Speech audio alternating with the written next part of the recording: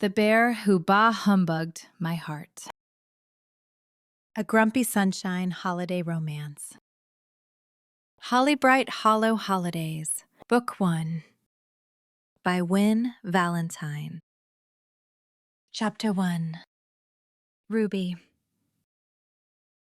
The gingerbread dough had seemed perfectly normal right up until it started walking. I'd been in Hollybright Hollow for exactly 3 days, long enough to unpack my kitchen supplies, arrange my collection of vintage mixing bowls by size and aesthetic appeal, and accidentally turn my shop's front door handle into a candy cane. That last bit had taken 2 hours to reverse, and I'd learned an important lesson about casting enchantments before my second cup of coffee. The bakery itself was perfect. Better than perfect, actually, which felt like tempting fate to say out loud. But the truth was the truth. The storefront sat on the corner of Maple and Evergreen, all warm brick and wide windows that caught the morning light just right. The apartment above had creaky wooden floors that sang when I walked across them, and the oven, oh, the oven. It was a vintage Hearthstone model with triple heating elements and a self-regulating temperature spell that hummed contentedly whenever I preheated it. I'd signed the lease 3 weeks ago, the day after my sister's wedding. Or rather, the day after what should have been her wedding cake became a flock of mourning doves that circled the reception hall for 45 minutes before I could coax them back into batter form. The baker she'd hired to fix it had done an adequate job, but the whole incident had been the final straw in my family's patience with my unconventional approach to the craft. Hence, new town, new bakery, new chance to prove that chaotic magic could still create beautiful things. The welcome had been warmer than I'd expected. My landlady, Mrs. Pettigrew, had brought me a casserole and a protective charm for the oven that she swore would prevent any accidental transmutations. The couple who ran the bookshop across the street had introduced themselves with a basket of tea and what they called essential Hollybright reading material. A collection of town histories, festival guides, and one slim volume titled, "So You're New to Magical Community Living, a Practical Guide." I'd read that one cover to cover the first night, taking notes. The Winter Solstice Festival competition had its own chapter. Apparently, winning the gingerbread category was basically the bakery equivalent of being crowned royalty. The current champion, a witch named Cordelia who ran Sweet Spell Confections on the other side of town, had won for the past 5 years running. Her gingerbread houses were legendary. Perfect architectural recreations of famous buildings, with working lights and edible stained glass windows that actually glowed. The guidebook's tone suggested that challenging her was either very brave or very foolish. Possibly both. I'd decided to view it as an opportunity, because here's the thing about being known for magical mishaps. Eventually, you either give up entirely or you learn to lean into it. My gingerbread men might not be architectural marvels, but they had personality, character, the kind of whimsical charm that made people smile before they even took a bite. At least, that was the plan. The current batch was supposed to be my practice run, getting familiar with the local flour, testing how my usual cinnamon and cardamom blend worked with Hollybrite's ambient magic, fine-tuning the animation charm that would make them dance across the display case. Just a little movement, nothing dramatic. A wink here, a wave there, maybe the occasional jig to attract customer attention. I'd triple-checked the spell components, measured everything precisely, which was unlike me but seemed prudent given my recent track record. The dough had come together beautifully, soft and spiced and exactly the right color. I'd rolled it out, cut the shapes with my grandmother's copper cookie cutter, and arranged them carefully on baking sheets. The animation charm was supposed to be simple. A pinch of moonstone dust, 3 drops of vanilla extract blessed under starlight, and the incantation whispered while the cookies were still warm from the oven. I'd done it dozens of times before with only minor incidents. Once they'd all tried to hold hands and formed a chain that wrapped around my kitchen island.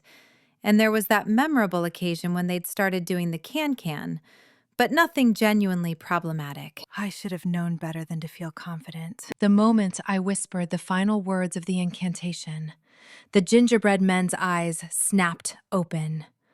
All 48 of them, simultaneously, with a faint magical pop that made my ears ring. "Oh," I said, watching them sit up on the baking sheets. "Oh, that's more animated than usual." One of them swung its legs over the edge of the pan and hopped down onto the counter. Then another, and another. Within seconds, they were all upright and mobile, little gingerbread bodies moving with unsettling coordination. They gathered in a cluster, heads tilted as if listening to something I couldn't hear. "Okay," I said, trying to project calm authority. "That's enough animation for today. How about we all just..." The largest gingerbread man, I'd accidentally made him slightly bigger than the others, turned to face me. His icing smile looked decidedly mischievous. Then he ran. The entire batch followed him like a miniature army, 48 gingerbread men streaming across my counter in a determined column. They flowed around my mixing bowls, dodged my reaching hands, and made a coordinated leap to the lower counter where I'd left the back door propped open for ventilation. "No, no, no, no, no!" I lunged for them, but they were already through the doorway, spilling out into the narrow alley behind the bakery. I grabbed my coat, my favorite cardigan technically, but it would have to do, and ran after them. The cold air hit me like a slap, sharp and pine-scented and full of early evening snow that caught the light from the street lamps in tiny prismatic flashes. The gingerbread men were surprisingly fast. They moved as a unit, turning in perfect synchronization, their little cookie feet pattering against the cobblestones. A few townspeople stopped to stare as the army rushed past, but no one seemed particularly alarmed. One elderly gentleman actually laughed and tipped his hat to me. "New baker," he called out. "Very new," I shouted back, still running. Sorry. The gingerbread men turned left at Evergreen Street, heading toward the edge of town. My lungs were starting to burn. I was a baker, not a runner, and chasing magical baked goods was not the workout I'd planned for the evening. But I couldn't let them get away. Apart from the embarrassment factor, they were technically my responsibility. What if they scared someone? Or got stepped on? Or worse, what if they made it to someone else's bakery and I became known as that witch whose cookies invaded the competition? They veered right at the next intersection, and my heart sank as I recognized where they were heading. Thornwood Pines Tree Farm. The sign loomed ahead, carved wood with elegant lettering that glowed faintly in the gathering dusk. Beyond it, rows of evergreens stretched into shadow, perfectly spaced and carefully tended. The gingerbread men didn't slow down. If anything, they picked up speed, flowing between the fence posts like a caffeinated flood. I followed them through the entrance, my boots slipping on pine needles and patches of snow. The trees closed in around me, their branches heavy with early winter frost. Somewhere deeper in the farm, I could hear the distant sound of an axe striking wood, rhythmic, methodical, completely at odds with my panicked pursuit of rogue baked goods. The gingerbread men scattered into the trees, splitting into smaller groups that made tracking them exponentially harder. "This is fine," I muttered, spinning in a circle to track their movements. "This is totally fine. Just 48 sentient cookies loose in someone's tree farm. Normal Wednesday evening. Nothing to worry about." One of them darted past my ankle, close enough that I could smell cinnamon. I lunged for it and missed, landing hard on my hands and knees in a pile of snow that went straight down the front of my cardigan. Chapter 2. Bram. The rhythmic thunk of my axe against wood had almost achieved meditation status when I heard the commotion. Not unusual sounds, exactly. The farm got visitors, families looking for the perfect tree, couples wanting a romantic winter stroll, the occasional lost hiker who'd wandered too far from the main road. But this was different. Running footsteps, ragged breathing, and what sounded like muttering? I paused mid-swing and listened. "Come back here, you little... No, not that way! That's someone's tree! Oh, stars and sugar, please just..." A woman's voice, breathless and increasingly desperate. I lowered my axe and turned toward the sound just as a small brown shape darted past my boot. My brain took a moment to process what I'd seen. Too small for a chipmunk. Wrong color for a mouse. Moving with odd, jerky precision that didn't match any animal I knew. Another one appeared, running in the opposite direction. Then 3 more, weaving between tree trunks like they were executing some kind of tactical maneuver. I bent down and caught one mid-stride. It was a gingerbread man. A cookie. In my hand, still warm from baking, covered in white icing details that formed a cheerful smile and 3 perfect buttons down its front. And it was struggling against my grip with surprising determination. "What the hell?" I said quietly. "Oh, thank goodness!" The woman's voice came from my left, much closer now. "You caught one! Don't let it..." She burst through a gap between 2 Norway spruces and immediately tripped over an exposed root. I moved on instinct, dropping the gingerbread man to catch her before she face-planted into the snow. My hands closed around her upper arms, steadying her weight easily. She was tiny, barely reaching my shoulder, with dark curls escaping from a messy bun and flour smudged across one cheek. Her eyes were the warmest brown I'd ever seen, and they were looking up at me with a mixture of gratitude and mortification. "Thank you," she gasped. "I'm so sorry. I didn't mean to. Oh no!" The gingerbread man I'd dropped had rejoined its companions. There were at least a dozen of them now, gathering in a cluster near the base of a blue spruce, like they were holding some kind of cookie council. "Those are yours?" I asked, releasing her arms once I was sure she had her balance. "Unfortunately, yes." She pushed her curls back from her face, leaving a new streak of what looked like cinnamon. "I'm Ruby Winters. I just opened the new bakery in town, and I may have slightly over-enchanted my gingerbread samples." Slightly. Okay, massively. I massively over-enchanted them. She started toward the cluster of cookies, moving with exaggerated slowness like she was approaching spooked rabbits. "But I can fix this. I just need to catch them and say the reversal spell, and everything will be fine." The gingerbread men scattered the moment she got within arm's reach. I watched as she made 3 more attempts, each less successful than the last. She was quick, I'd give her that.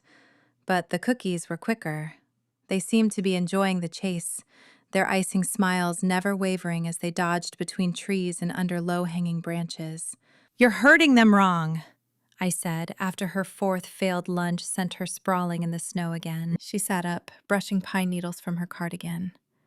"I'm sorry? You're chasing them directly. Prey animals, even cookie versions, run from direct pursuit. You need to guide them, not chase them." Her expression shifted from frustrated to thoughtful. "Like herding sheep? Like herding anything." I scanned the area, marking the cookies' positions and movement patterns. They're staying in a group. That means they're following a leader or operating on shared instructions. Either way, if we... Hope lit up her face in a way that made my chest tighten uncomfortably. I'd said we. Why had I said we? This wasn't my problem. I had 3 cords of wood to split before dark, and helping strangers chase magical baked goods was distinctly not on my schedule. "I just meant theoretically," I said. "If someone were to help you, the approach would be, 'Please?'" She scrambled to her feet, snow clinging to her skirt and cardigan. "I know you don't know me, and this is your property, and I've already invaded your evening with my disaster cookies, but I'm completely out of my depth here. I'm a good baker, I swear. My magic just gets enthusiastic sometimes. And I really can't have 48 gingerbread men running loose in town on my 2nd day in Hollybright Hollow." 48.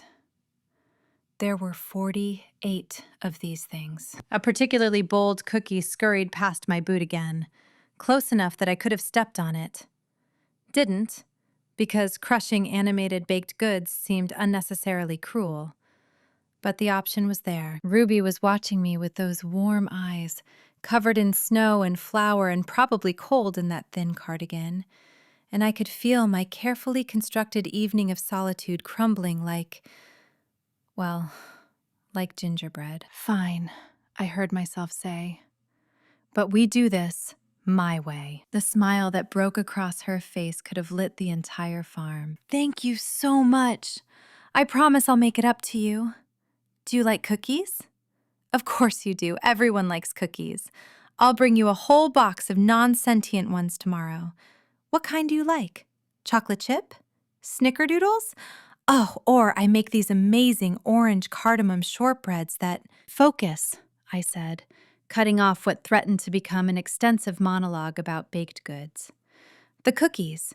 We need to contain them first. Then you can do your reversal spell. Right. Yes. Containment. She bounced slightly on her toes, sending more snow cascading from her cardigan. What's the plan? I surveyed the area again.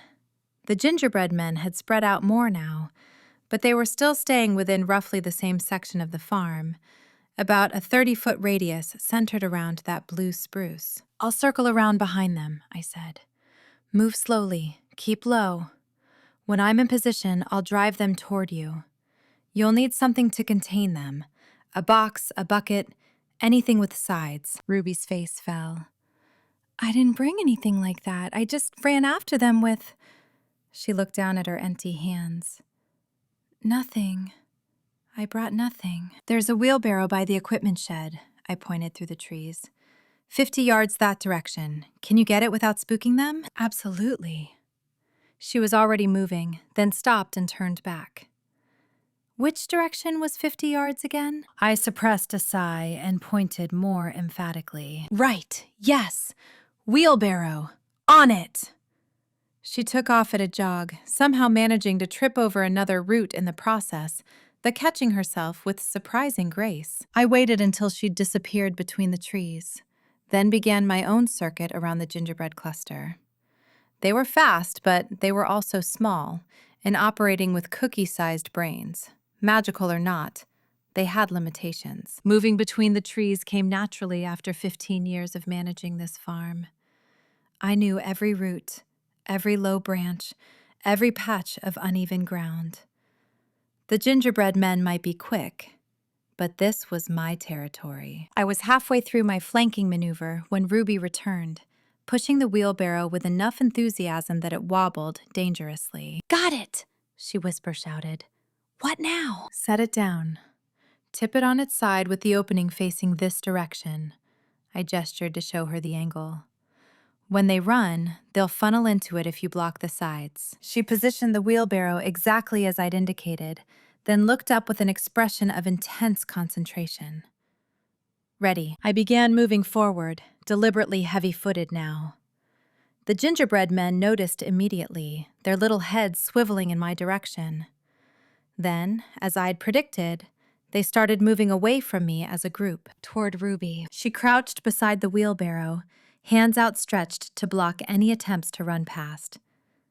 The first few cookies hesitated at the sight of the metal container, but the pressure of the group behind them pushed them forward, into the wheelbarrow. Yes! Ruby bounced up, immediately realized her mistake, and dropped back down to keep blocking the opening.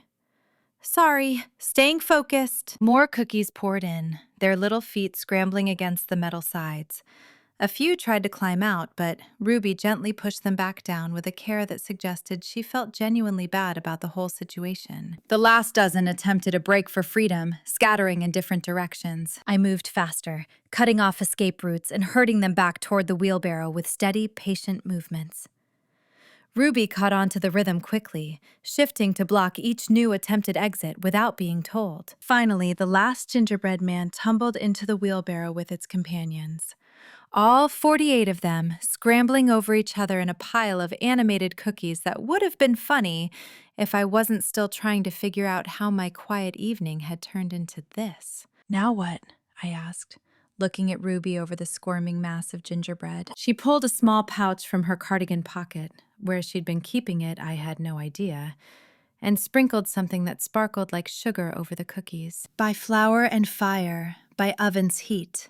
Return to stillness, baked goods sweet, she whispered. The effect was immediate. The gingerbread men froze mid-scramble, their icing eyes closing in perfect synchronization. Within seconds, they were just cookies again, perfectly normal, completely inanimate, slightly crumbly around the edges from their adventure. Ruby slumped against the wheelbarrow with visible relief. Thank you. Seriously, thank you so much. I thought I was going to be chasing them all night. You probably would have been, I said, which was honest, if not particularly comforting. She laughed anyway, bright and genuine. Well, I owe you. Definitely those cookies I promised. And my eternal gratitude. And probably a really good explanation about why my magic tends to get overexcited. I looked at the pile of now harmless gingerbread men, then at the woman who'd created them, still covered in snow and flour, and smiling like she hadn't just caused complete chaos in my peaceful tree farm. I should tell her the cookies were enough, thanks. Should send her on her way and get back to my wood splitting and my quiet evening and my life that didn't include chasing magical baked goods through the pines. Instead, I heard myself say, "The explanation can wait. You should get those back to your bakery before something else happens to them." Right, yes, good thinking. She straightened up, brushing more snow from her cardigan.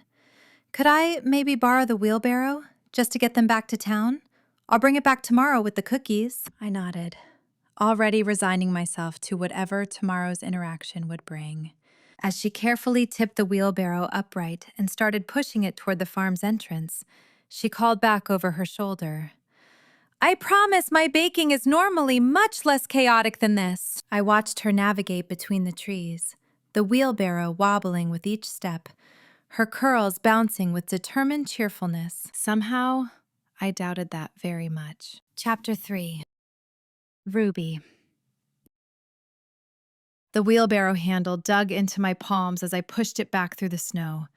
48 sleeping gingerbread men piled like tiny, edible casualties of war. My war. The war I'd started with my overenthusiastic magic and questionable life choices. Watch the route there, Bram said from behind me, which was helpful except that he said it approximately half a second before the wheelbarrow's front wheel caught on said route and nearly dumped my entire batch of reanimated then de-animated cookies into a snowdrift. I overcorrected.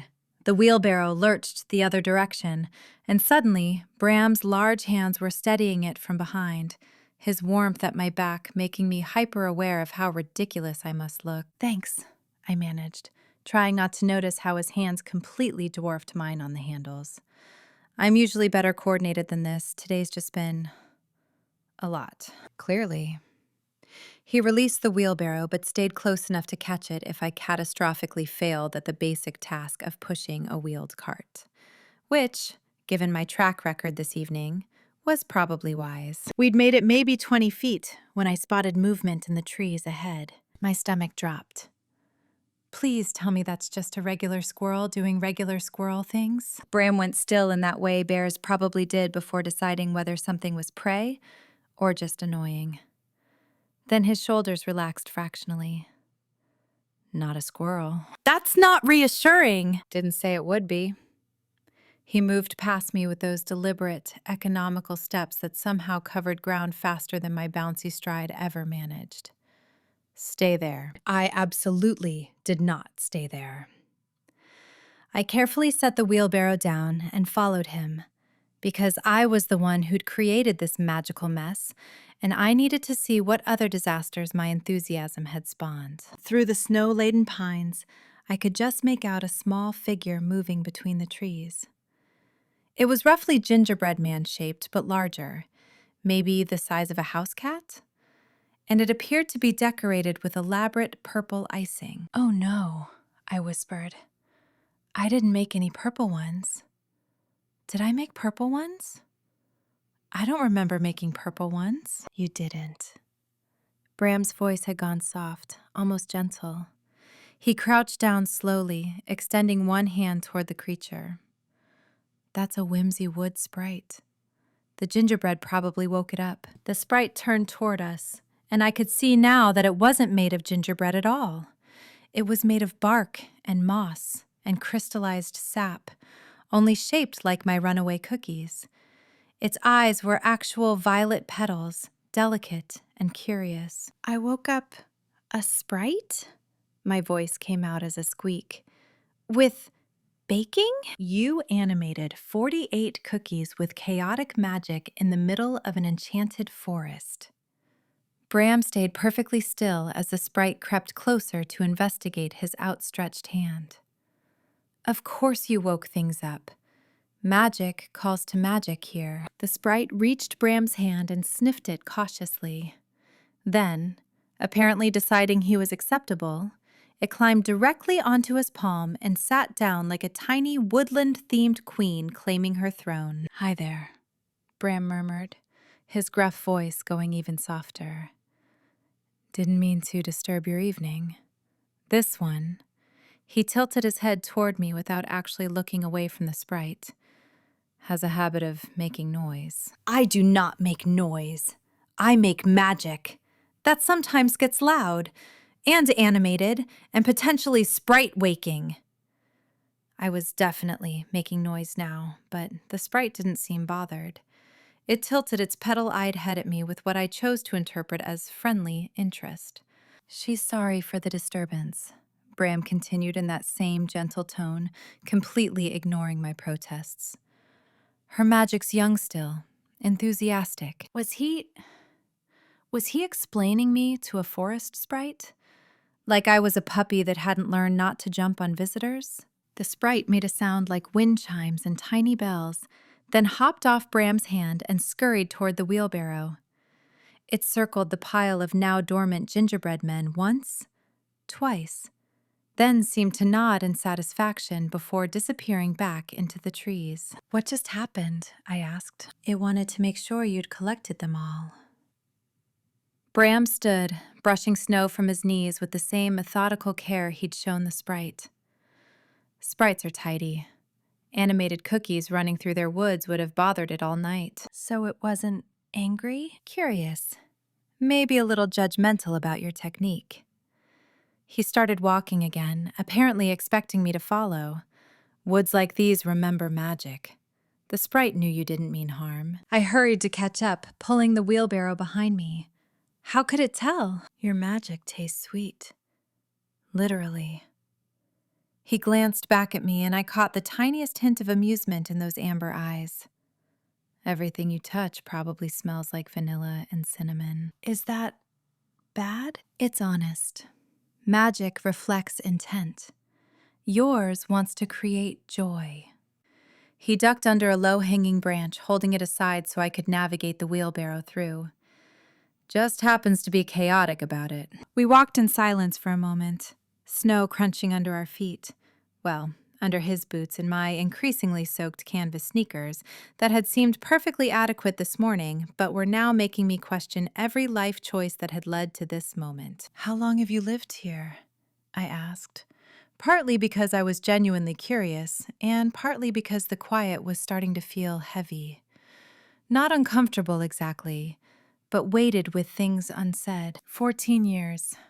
Inherited the farm from my grandfather when I was 21. That's young to take on a tree farm. His shoulders shifted in what might have been a shrug. It was what he wanted. What I wanted, too. Some of us know where we belong pretty early. There was something in his tone, not quite defensive, but close, like he'd had this conversation before with people who thought 21 was too young to settle into a quiet life on a tree farm in a magical town that most people had never heard of. "I think that's nice," I said, meaning it. "Knowing where you fit.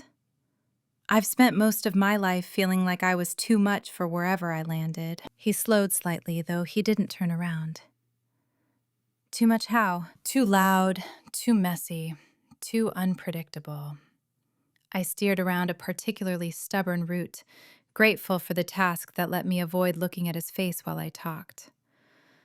My family's all about precise magic, measured, controlled. My sister can brew potions with exactly 17 ingredients and never lose count. My mother can weave protection spells that last for decades without needing reinforcement. And you? I make gingerbread men that go rogue and probably wake up half the forest in the process. I tried to laugh, but it came out slightly hollow. Every spell I cast is like... I can feel what it should do, what I want it to do, but by the time it manifests, it's grown 3 extra effects and possibly sentience. Sounds exhausting. It really is. Do you know how many times I've had to explain that I didn't mean for the protection charm to also make everyone's hair smell like lavender for a week? Or that the healing salve, working 3 times faster than expected, was actually a problem because people kept using too much. We emerged from the thicker part of the woods into a clearer section where the trees grew in more organized rows. The edge of his farm proper, I realized. The wheelbarrow rolled more smoothly here on the packed snow paths. Your family tell you it was a problem? Bram asked quietly. I considered lying, making it sound better than it was, but something about the way he'd spoken to that sprite, gentle and honest, made me want to match his authenticity. They love me, they'd love me better if I could control it. If I could be more like them. I watched a few snowflakes drift past, catching the light from the distant farmhouse windows. That's why I left. Why I've been traveling for 2 years trying to find somewhere that my kind of magic might actually fit. And you think Hollybright Hollow is it? I hope so. The words came out more vulnerable than I'd intended. Everyone here does magic so differently. Birdie with her sentient knitting, Sage with their fortune cookies that argue with customers, even Fenwick's organized chaos at the post office. I thought maybe chaotic could be okay here. Bram stopped walking, turning to face me fully for the first time since we'd left the sprite behind. His expression was hard to read in the twilight, but his eyes were thoughtful. The gingerbread men, he said slowly. Before you panicked, you were happy they'd animated. It wasn't a question, but I nodded anyway. That's the difference, he continued, between magic gone wrong and magic being itself. You weren't trying to make them run away. But you weren't upset they'd come alive either, just that they'd left. I blinked at him, something warm and unexpected blooming in my chest. Yeah, actually. They were pretty cute for about 30 seconds before they staged their great escape. The corner of his mouth twitched. Not quite a smile, but close. Chaos isn't always a problem. Sometimes it's just different order. Did you just make a philosophical statement about my disaster magic? Might have. He started walking again, but slower now, like he wasn't in quite such a hurry to get rid of me. Woods like whimsy don't survive by being predictable. They adapt, grow wild. Still know exactly where their roots are, though. I watched him navigate between his trees with the easy confidence of someone who knew every inch of his land, who'd probably walked these paths thousands of times. He moved like he was part of the forest himself, solid, enduring, completely at home. And he'd just compared my chaotic magic to an enchanted woods in what might have been the nicest thing anyone had said about my abilities in years. Thank you, I said softly, for helping tonight. And for not making me feel like a complete disaster about it. You're welcome. Still a disaster, though. Hey!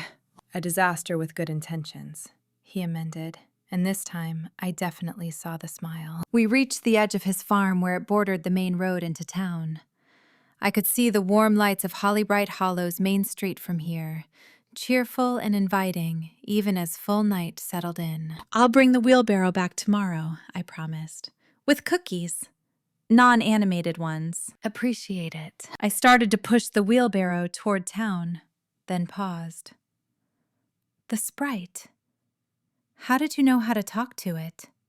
Most people wouldn't even have seen it. He was quiet for a long moment, and I wondered if I'd overstepped. Then, when you live alone in the woods long enough, you learn to speak the language of things that don't use words. It should have sounded lonely. Maybe it was meant to. But watching him stand there at the edge of his forest, solid and certain and surprisingly gentle with small magical creatures and chaotic bakers alike, I couldn't help thinking that he'd figured out something important that the rest of us were still learning. How to be entirely yourself and perfectly at home in exactly the space you occupied, even if that self was gruff and solitary and didn't much like people. Or maybe I watched him turn back toward his farmhouse, hands in his pockets, completely at ease. Maybe especially then. Chapter 4. Bram. The main street of Hollybright Hollow looked like someone had taken a snow globe and shaken it up with Christmas lights, then forgotten to turn off the magic. Every lamppost wore garlands that actually glowed from within. Shop windows displayed animated scenes of winter forests and dancing snowflakes, and the cobblestones had enough enchantment worked into them that they stayed clear of ice while still looking picturesque under their dusting of snow. I'd lived here my whole life and still couldn't walk down this street in December without feeling like I'd stepped into someone's fever dream of the perfect holiday town. Ruby pushed her wheelbarrow of sleeping gingerbread men down the middle of the street, and I followed a few steps behind, trying to figure out when exactly I'd committed to seeing this whole ridiculous situation through. There, she pointed toward the window of Sage's tea shop, where 3 gingerbread men were attempting to stack themselves tall enough to reach the latch. How are they even doing that? They don't have opposable thumbs. Magic doesn't care about anatomy, I said, already moving toward the shop. Probably why you accidentally made them sentient in the first place. I didn't accidentally make them sentient. I was very deliberately trying to make them perfectly ordinary gingerbread men who would stay flat and delicious. She parked the wheelbarrow and hurried after me. The sentience was a bonus feature. That's not how bonus features work. We were about 10 feet from Sage's door when it opened from the inside, and the proprietor themselves stepped out wearing their usual collection of flowing scarves and knowing smiles. Sage had been reading fortunes in Hollybright Hollow since before I was born, and they'd never once given me a straight answer about anything. Tonight was no exception. Ah, they said, looking from me to Ruby and back again. The chaos and the constant. How perfectly inevitable. We're just catching some runaway gingerbread, Ruby said quickly. Did you see which way they went? Through the shop, out the back window, heading toward the square. Sage's dark eyes glittered with something that might have been amusement. Though, I suspect you'll find them regardless. You two seem to have excellent tracking instincts when properly motivated. Right, thanks. I moved past them toward the back of the shop, not wanting to stick around for whatever cryptic nonsense they'd probably add. Ruby caught up to me as I cut through Sage's storage room. Are they always like that? Worse, usually. Consider yourself lucky. We emerged onto a side street that opened into the town square, where the massive solstice tree stood waiting for its official lighting ceremony. Around its base, what looked like half the remaining gingerbread army had gathered in a loose circle, doing something. Are they having a meeting? Ruby whispered. They were. The cookies stood in neat rows facing one large gingerbread man who appeared to be gesturing with his candy button arms. The effect was deeply unsettling. Your baking has achieved parliamentary democracy, I said. That's new. I don't think anyone's baking has done that before, because most bakers follow recipes instead of improvising with moon water and hope. She shot me a look that was half offense, half embarrassment. The recipe said enchanted liquid. I had moon water.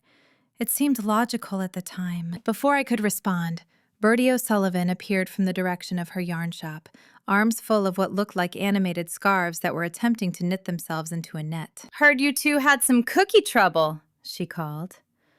Owen's rounding up some folks with containment spells. Figured textile magic might help. Bertie, you don't have to, Ruby started. Nonsense. This is what neighbors do. The scarves launched themselves toward the gingerbread parliament with surprising accuracy, creating a loose corral around the perimeter. Besides, this is the most excitement we've had since Fenwick's enchanted stamps started censoring rude letters. More townspeople appeared. Rowan from the hardware store brought a collection of spelled boxes that apparently wouldn't let their contents escape. One of the Miller twins showed up with a butterfly net that had been modified for capturing magical creatures. Even Fenwick emerged from his post office wearing what appeared to be official mail-catching gloves. Ruby looked overwhelmed by the sudden help, her eyes bright in the glow of the Christmas lights. Thank you. All of you. I'm so sorry my disaster magic. Disaster magic? Mrs. White from the general store interrupted, her collection of animated price tags hovering around her shoulders like helpful butterflies. Dear, I once turned all my inventory into temporary houseplants because I confused a growth charm with a pricing spell. This is just Tuesday in Hollybright Hollow. Besides, Rowan added, already positioning his spelled boxes around the gingerbread gathering, your cookies are kind of cute. Way better than the time the elementary school's animation project resulted in an army of possessed lunch trays. Everyone laughed, sharing stories of magical mishaps while efficiently surrounding the gingerbread men. Ruby's expression shifted from embarrassed to tentatively hopeful, and something in my chest tightened, watching her realize that maybe this was exactly the kind of place where her chaos could fit. Though I have to say, Fenwick commented, adjusting his mail-catching gloves, starting your residency with an animated army is quite the introduction. Perhaps next time aim for something smaller? Animated cupcakes, maybe. Less mobile. I saw Ruby's face fall slightly at the suggestion, the subtle implication that she should try to cause less chaos, be smaller, safer, more like everyone else. The words came out before I'd thought them through. Why? Everyone turned to look at me. I almost never spoke up in group situations, preferring to observe from the edges and leave when no one was paying attention. Why should she aim smaller? I continued, meeting Fenwick's surprised gaze. Her magic animated 30 gingerbread men in perfect working order. They're coordinated enough to hold meetings and plan escapes. That's not failed magic. That's just big magic that needs wrangling. Well, yes, but, Fenwick started. You all keep calling it a disaster, I said, addressing the group now. But the only disaster is that she didn't expect it. The magic itself is fine, strong, actually. Just needs the right application. Ruby was staring at me with an expression I couldn't quite read. The other townspeople exchanged glances. Bertie said thoughtfully. Bram Thornwood defending chaos magic. Owen owes me $20. You had a bet? About how long it would take you to warm up to our newest resident? Her knowing smile was remarkably similar to Sage's. I said before solstice. Owen thought after New Year's. This isn't... I stopped, realizing that arguing would just make it worse. Can we just catch the cookies? Already done, Rowan announced cheerfully. The gingerbread men were now safely contained in his spelled boxes, looking confused but unharmed. What do you want to do with them? Ruby looked at the boxes, then at me, then back at the boxes. Would it be terrible if I kept them? I mean, they're alive now. Seems wrong to just unbake them. You're going to keep 30 sentient gingerbread men as pets? I asked. Maybe. I could build them a habitat, make sure they're fed. Wait, what do animated cookies eat? She was already spiraling into planning mode, that manic energy returning. Would they eat regular gingerbread? Is that cannibalism? Do they need tiny furniture? Despite myself, I felt my mouth twitch toward a smile. They'd probably be happy in a large box with some sawdust and enchanted sugar cubes. You know from experience? Had some animated acorn caps last fall. Similar principle. You have animated acorn caps? Had. They eventually grew into normal oak trees. Magic works itself out if you let it run its course. She studied me with those bright, expressive eyes. You're full of surprises, Bram Thornwood. Not really. Just know how to live with things most people would try to fix or get rid of. The townspeople were dispersing now, taking their helpful tools and knowing glances with them. Bertie gave me a wink that I pretended not to see. Fenwick actually saluted Ruby with his mail gloves, apparently having forgiven the whole situation. "Bring them to my workshop," I heard myself say. "I've got some crates that should work as temporary housing until you figure out what you're doing with them." "Your workshop? Really?" I shrugged, uncomfortable with how pleased she looked. "It's on the way, and I've got the space." We loaded the spelled boxes onto Ruby's wheelbarrow and headed back toward my farm, Rowan walking with us part of the way to make sure the containment held. By the time we reached the edge of town, it was just the two of us again, walking through fresh snow under a sky full of stars. My workshop sat separate from the main farmhouse, a solid timber building that smelled like sawdust and wood oil, and the kind of quiet that came from things being exactly where they should be. I flicked on the lights, normal electricity, not magical illumination, and started clearing space on one of the workbenches. Ruby wheeled in the boxes carefully, looking around with undisguised curiosity. "You made all this?" "Most of it." I gestured to the various pieces of furniture in different stages of completion. "Custom orders. Keeps me busy in the off-season." She ran her fingers along a half-finished rocking chair, her touch gentle and appreciative. "It's beautiful. The grain, the way you've shaped it. It's like you found what the wood wanted to be and just helped it get there." That was surprisingly accurate. And observant. Most people looked at my work and saw furniture. Ruby apparently saw a process. "Something like that," I said, pulling down a large crate from the storage shelves. "Wood tells you what it wants if you listen. Like sprites telling you they're cold? Same principle." We transferred the gingerbread men into the crate, watching as they immediately began exploring their new environment with the kind of cautious optimism that reminded me uncomfortably of Ruby herself. She added some clean straw from my supply closet and a small dish of what appeared to be crystallized sugar from her pocket. "Thank you," she said softly, watching the cookie settle. "For defending my magic earlier. You didn't have to do that." Fenwick was wrong. He was just being practical. "No, he was asking you to be smaller. That's different."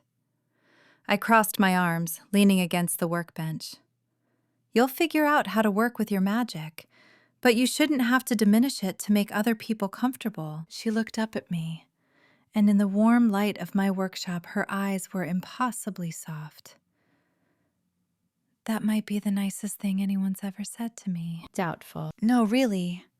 My whole family kept saying I needed to control it better, be more careful, follow the traditional methods. No one ever suggested that maybe the magic itself was fine, that maybe I just needed to find the right application." We stood there in my workshop, surrounded by half-finished furniture and one crate of parliamentary gingerbread men, and I had the deeply unsettling realization that I was enjoying this. Her company, her enthusiasm, the way she looked at my work like she saw the care I put into it, the way she'd trusted me enough to share real vulnerability in the woods earlier. I liked having her here in my space, making it feel less empty without making it feel crowded, which was a problem because I didn't do this, didn't let people in, didn't want the kind of connection that required maintenance and emotional availability and all the things that came with caring about someone beyond basic neighborly courtesy. And yet here I was, already thinking about tomorrow when she'd bring back my wheelbarrow, already planning what kind of permanent housing we could build for her accidental gingerbread army, already looking forward to hearing what other chaotic magic she'd stumble into. "I should get going," she said, though she didn't move toward the door. "Let you get back to your evening, though I guess your evening already got pretty thoroughly disrupted." "It did," I agreed. "Sorry about that." "Don't be." The words came out more honest than I'd intended. Turned out more interesting than what I had planned. Her smile could have lit up the whole workshop. "Well, same time tomorrow for wheelbarrow return and cookie house and construction?" "Sure." I walked her out to the main path, watching as she headed back toward town with her now empty wheelbarrow, still bouncing slightly with each step, despite the late hour and long chase. And I stood there in my driveway longer than necessary, wondering when exactly I'd stopped being annoyed by her chaos and started finding it charming. This was definitely a problem. Chapter 5. Ruby.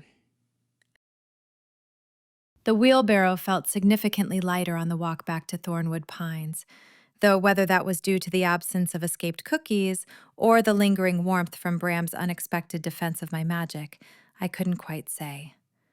Probably both. I brought supplies this time: proper cleaning gear, a basket of fresh scones as a thank you, and a box of crystallized sugar in case the gingerbread men needed additional snacks.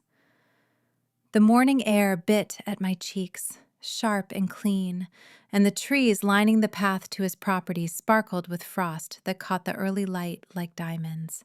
When I rounded the bends, I found Bram already outside his workshop, stacking firewood with the same methodical precision he seemed to apply to everything. He'd rolled up his sleeves despite the cold, and I tried very hard not to notice the way his forearms flexed as he lifted each log into place. I failed spectacularly at that. "Morning," he called, setting down the wood he'd been holding. "You're early." I'm constitutionally incapable of being fashionably late. I wheeled the now clean wheelbarrow toward him. Also, I brought scones. Consider them a peace offering for the chaos I dragged into your life yesterday. You didn't drag anything. The cookies wandered here on their own, after escaping from my bakery, which makes them fundamentally my responsibility. I held out the basket. Cranberry orange. No magic this time, I promise. Just regular baking. He took the basket with something that might have been a smile playing at the corners of his mouth. Appreciated. We stood there for a moment, in what was becoming a familiar, comfortable silence, before I gestured toward the workshop. "So, I was thinking, your workshop probably got flour and sugar everywhere during the Great Cookie Roundup. I should help clean that up before we start building proper housing." "You don't have to do that. I want to. Besides, you helped me chase down my magical mishaps. The least I can do is help sweep up the evidence." I bounced on my toes slightly, already moving toward the workshop door. "Plus, I'm genuinely curious about your process. You said wood tells you what it wants. I want to see what that looks like." Bram followed me inside, and in the morning light filtering through the workshop windows, the space looked even more beautiful than it had last night. Everything had a place. Every tool hung precisely where it belonged, and the furniture pieces in various stages of completion seemed to glow with potential. "Okay," Bram said, pulling out a proper broom and dustpan. "But if you touch any of my chisels, I'm revoking your workshop privileges." I wouldn't dream of it. I know better than to mess with someone's tools. I accepted the broom he handed me. My sister once borrowed my favorite spatula without asking, and I didn't speak to her for 3 days. "Only 3 days?" She apologized with chocolate. I'm weak. We fell into an easy rhythm, Bram clearing the larger debris while I swept the fine coating of flour and sugar that had settled over everything. The work was surprisingly meditative, and I found myself studying the various projects scattered around the space. "What's this going to be?" I asked, pausing near a piece that looked like flowing water frozen in wood. "Side table. Customer wanted something organic, like it grew rather than was built." He came over to stand beside me, running his hand along the curved edge. "Red oak. The grain was already moving in this direction. I'm just following what it wanted to do anyway." "It's gorgeous." I leaned closer, admiring the way he'd worked with the natural patterns. "How do you know where to cut? How do you decide what stays and what goes?" "Feel, mostly. Experience. You learn to read the wood, where it's strong, where it might split, how it wants to move." His voice had softened, the gruff edges smoothing out when he talked about his craft. "Not that different from your baking, I'd imagine.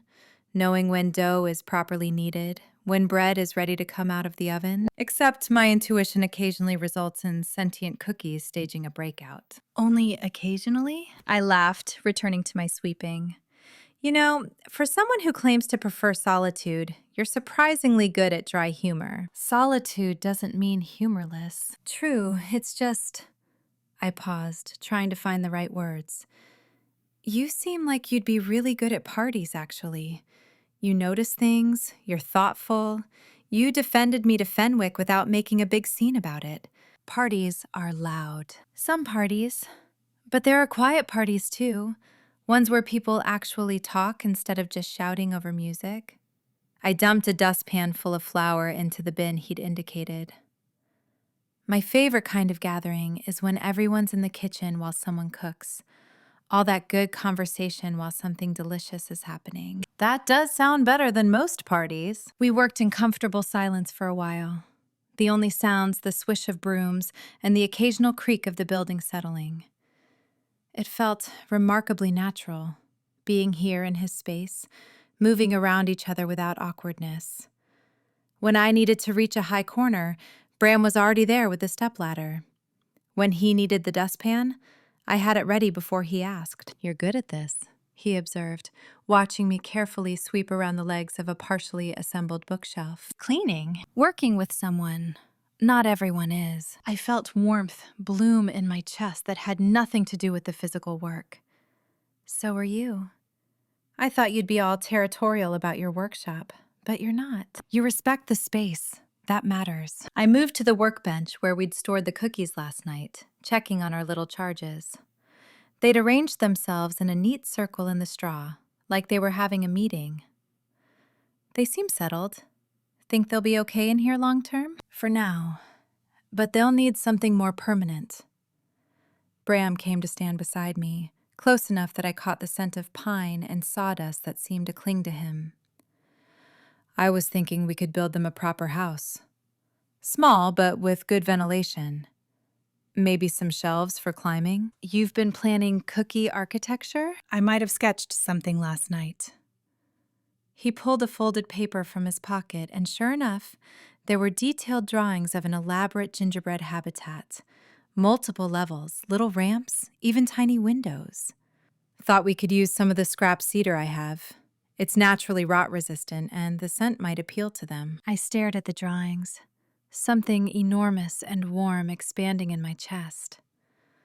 You stayed up making blueprints for my magical mishaps. Couldn't sleep anyway. Bram. I turned to look at him properly and found him closer than I'd expected, his gray eyes soft in the morning light. This is really sweet. It's practical. It's both. I reached out without thinking, my fingers brushing his forearm where flour had settled on his rolled-up sleeve. You're both. His breath caught. Or maybe that was mine. The workshop suddenly felt smaller, warmer, like all the air had been replaced with something charged and glowing. Bram's gaze dropped to my mouth, then back to my eyes, and I could see the question there, the same tentative hope I was feeling. I leaned in, just slightly, my heart hammering against my ribs. A crash from the storage crate made us both jump. We turned just in time to see 3 gingerbread men tumbling out over the edge, landing in the fresh straw I'd swept into a pile. They picked themselves up, dusted off their icing, and started marching purposefully toward the workshop door with renewed determination. "Oh, you have got to be kidding me," I groaned, already moving to intercept them. Bram made a sound that might have been a laugh or a frustrated sigh, possibly both. Round 2? Apparently they're not fans of captivity. Or maybe they're just interrupting on purpose. Maybe they sensed whatever that was. Maybe. We looked at each other across the workshop, separated now by 3 rebellious cookies making a break for freedom. And despite the interruption, or maybe because of the ridiculousness of it, we both started laughing. "Come on," Bram said, already moving to block the door. "Let's catch them before they organize a full revolution." Chapter 6. Bram. 3 days later, I found myself standing in the middle of Starlight Square, with a hammer in one hand and a festival banner in the other, wondering how exactly this had happened. Well, that was a lie. I knew perfectly well how it had happened. Ruby had mentioned needing help with booth construction. I'd offered without thinking. Now here I was, surrounded by people and noise and general chaos, pretending I didn't know that the real reason I'd volunteered was just to spend more time with her. No, the corner needs to be reinforced first, Ruby called from somewhere behind me, her voice bright with enthusiasm. Otherwise, the whole thing'll collapse when we hang the heavier decorations. That's what I've been saying, muttered Fenwick Ashwood, adjusting his spectacles with flour-dusted fingers. The fox shifter ran the town's oldest general store and had apparently been coerced into festival duty as well.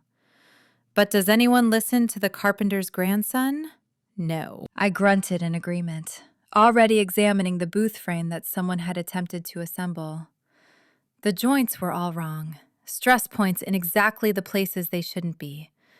Whoever had started this had enthusiasm, but no understanding of basic structural integrity. Right, I said, setting down my hammer.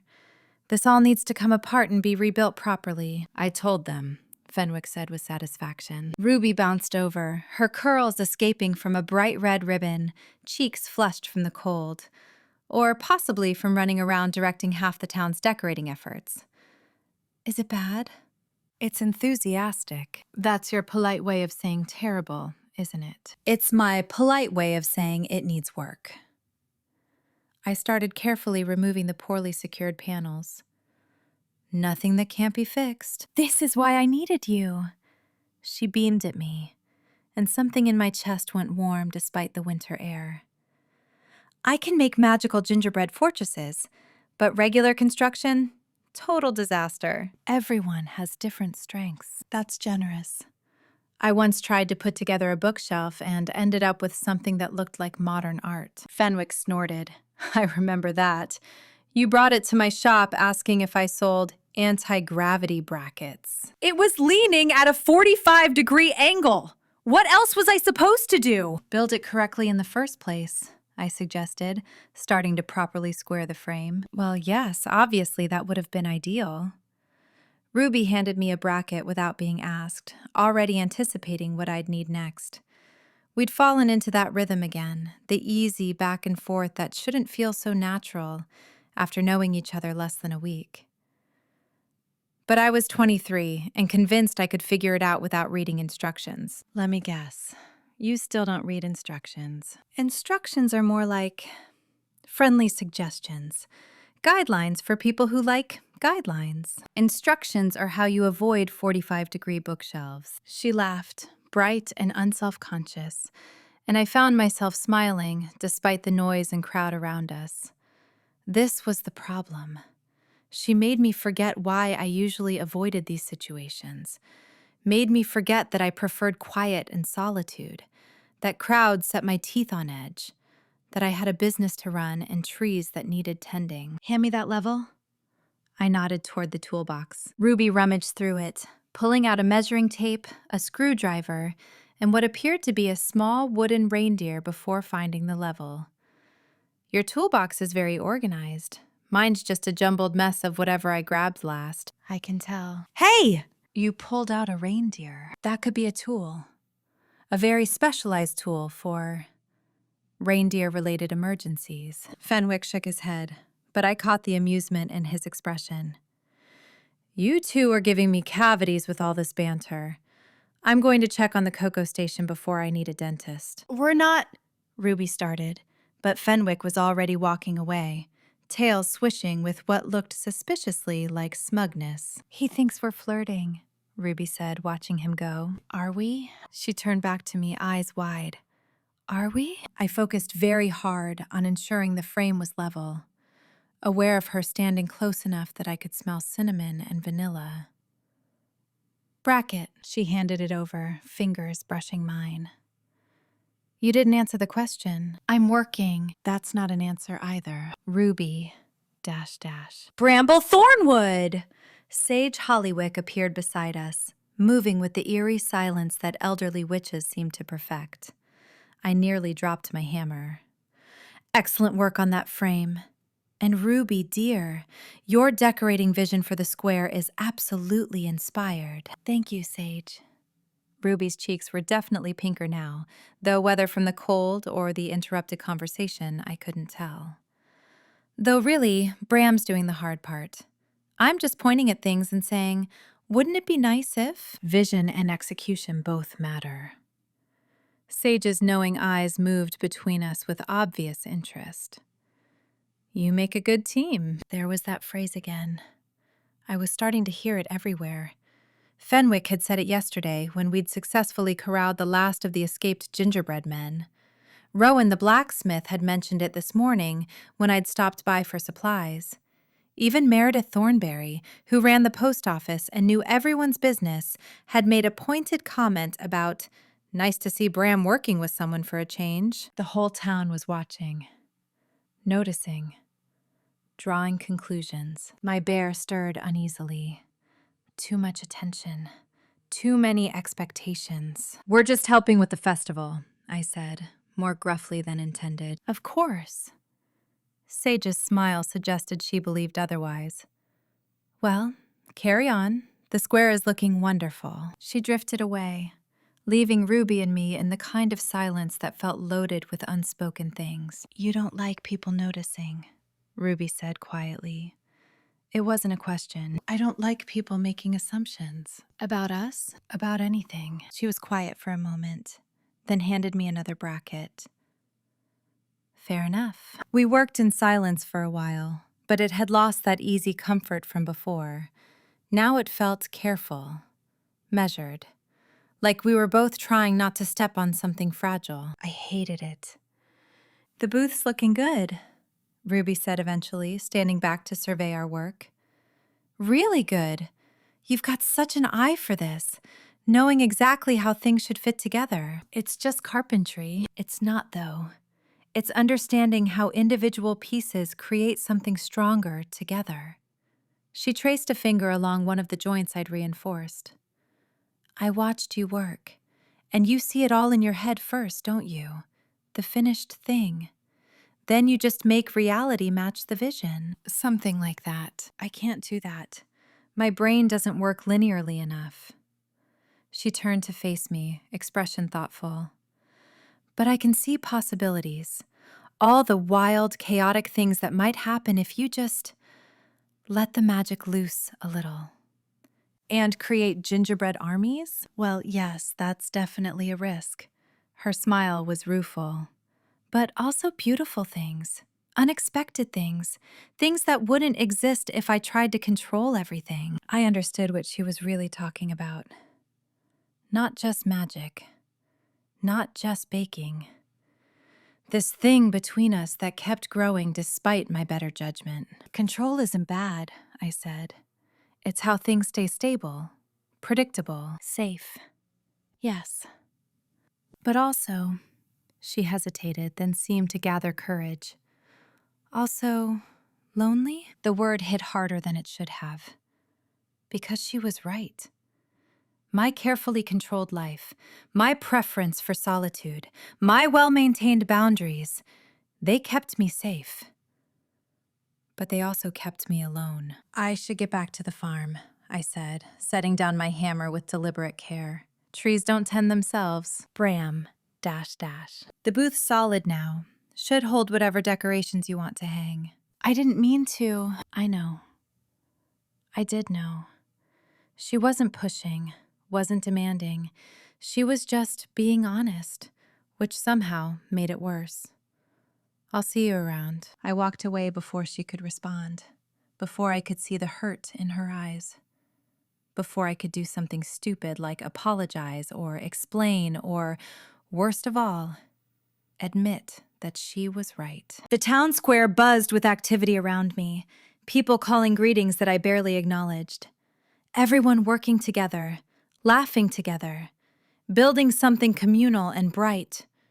Everything I usually avoided, everything that suddenly felt like it might be worth the risk. My bear rumbled unhappily, caught between the urge to hibernate and the unexpected pull toward connection.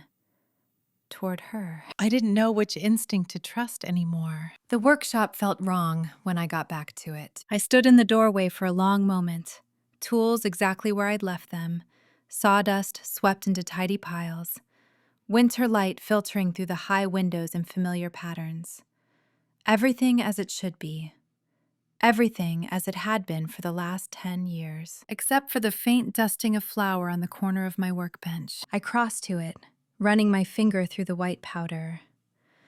Ruby had been decorating cookies here 2 days ago, sitting cross-legged on my stool while I fixed the hinge on her bakery door. She'd brought them as payment. Because you won't let me actually pay you, so I'm bribing you with sugar instead. And proceeded to transform my workspace into a temporary bakery. I'd complained. Of course I'd complained. Flour everywhere, icing sugar in the air, the smell of cinnamon and vanilla competing with sawdust and pine. But I hadn't actually minded. Not really. Not when she'd handed me a perfectly decorated snowflake cookie and asked with such genuine interest about the grain pattern in the oak I'd been working. The flour should have bothered me. A mess in my ordered space. Instead, I found myself reluctant to wipe it away. Her sketches still sat on the shelf where she'd left them. Rough drawings of festival booth designs, ideas for gingerbread display stands, whimsical concepts that would never work structurally, but somehow captured exactly the right spirit. She'd asked if I could build any of them. I'd said yes before I'd thought about whether I wanted to commit the time. The gingerbread habitat I'd constructed sat in the corner, repurposed now as a temporary home for a family of escaped cookies we'd finally captured yesterday. They'd settled in well, the little structures providing them with shelter and obstacles to climb. Ruby had been delighted by it, declaring it the perfect blend of practical and magical. I should release them back into the wild. Or find some other solution. I didn't need a permanent gingerbread enclosure in my workshop. I didn't need any of this. My bear stirred, restless and confused. This was supposed to be the quiet time, the season when I turned inward, when the world's demands faded and I could just be. Alone, content, safe in my solitude. Except I didn't feel content. I felt hollow. I tried to settle into my usual evening routine. Selected a piece of walnut I'd been meaning to turn into a serving board, set up the lathe, checked the blade angle with the kind of automatic precision that usually brought peace. The wood grain was beautiful, dark chocolate brown with lighter streaks running through it like ribbons. Ruby would love it. She'd probably run her fingers along the pattern, marveling at how nature created art without trying.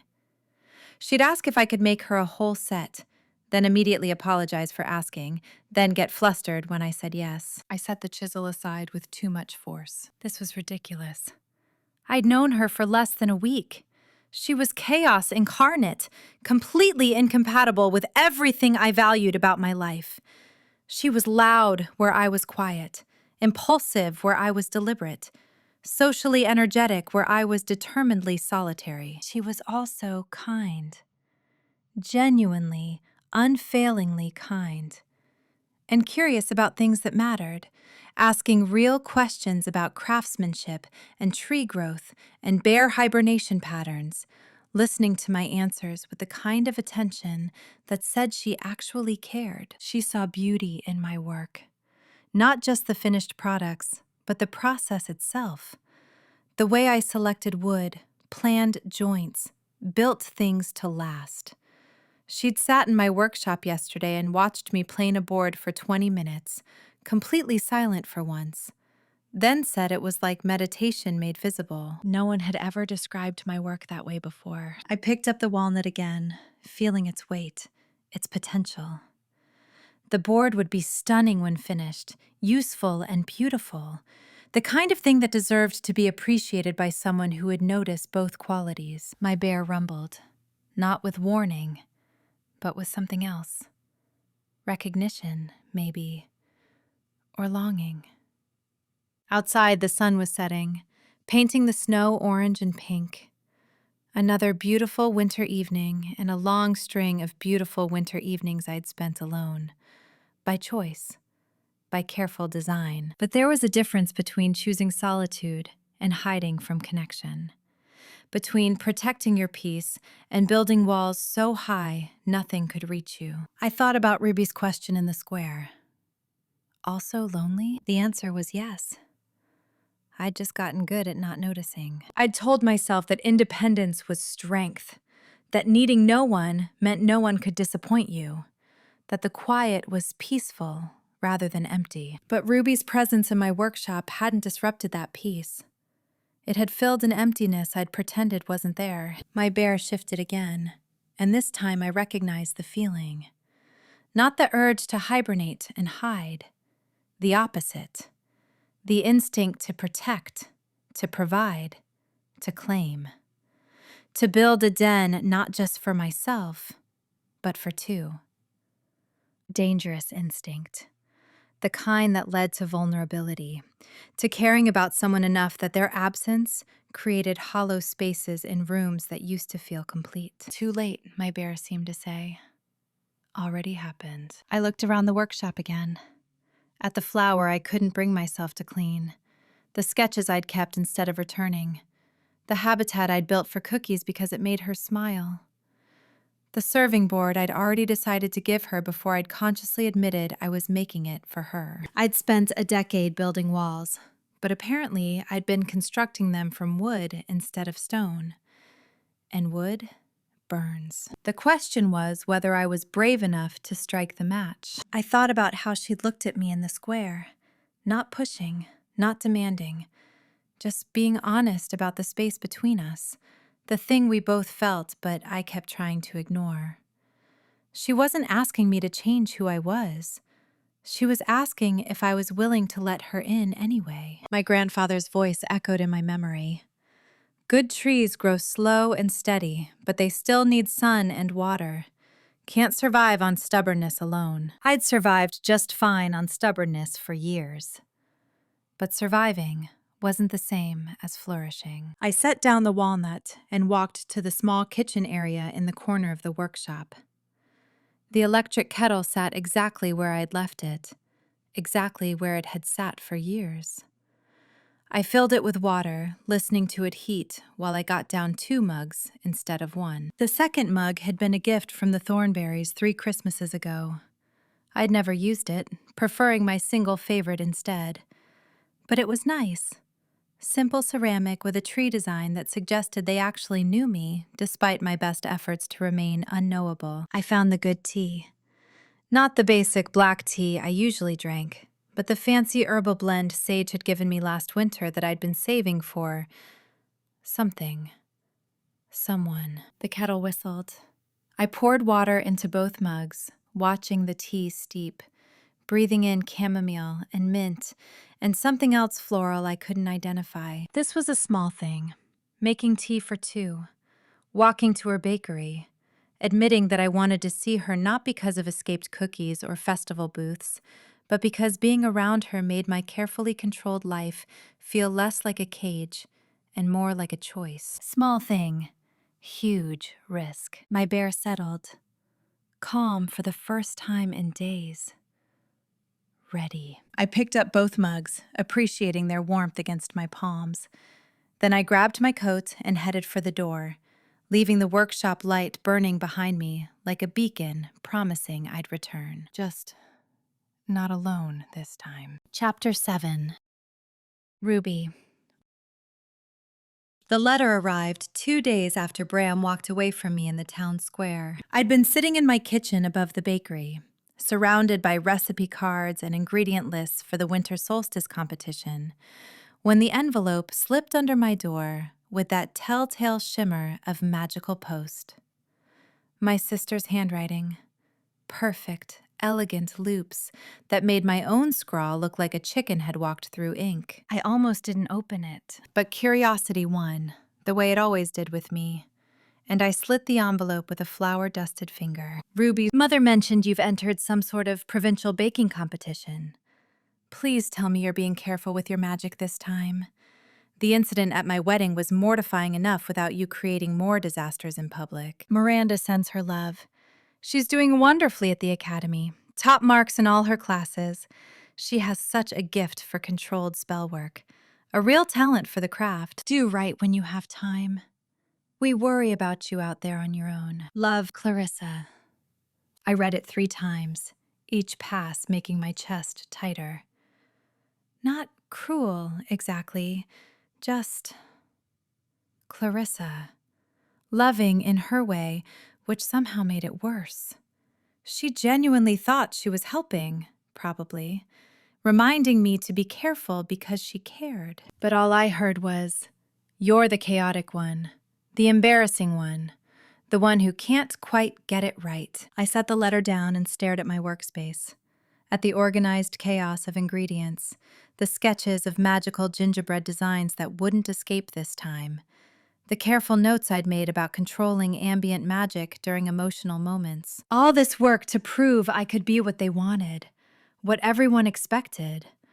The knock on my door startled me so badly I nearly sent my teacup flying. "It's me." Bram's voice came through the wood, gruff, uncertain. I thought you might want some tea." I opened the door to find him holding 2 steaming mugs, looking as uncomfortable as I'd ever seen him, which, given our first meeting had involved him covered in gingerbread crumbs, was saying something. "You brought me tea," I repeated. "You drink it constantly. Figured you might be low." He shrugged, a gesture that tried for casual and missed. "Can I come in?" I stepped aside, watching him take in my small space with those careful eyes that saw everything. The letter on the table, my red-rimmed eyes that I'd thought I'd hidden well enough, the way my usual energy had gone flat and quiet. "Bad news?" he asked, settling onto my sofa like he was trying not to spook a wild animal. "Just family." I took the mug he offered, wrapping my hands around its warmth. My sister checking in, making sure I'm not embarrassing them from a distance. Families are good at that. He sipped his own tea, gaze steady on mine, making us feel small without meaning to. "Did yours?" "Still do, sometimes." He leaned back, and I noticed he'd showered recently. His hair was still damp, curling slightly at his collar. "My father built this business from nothing.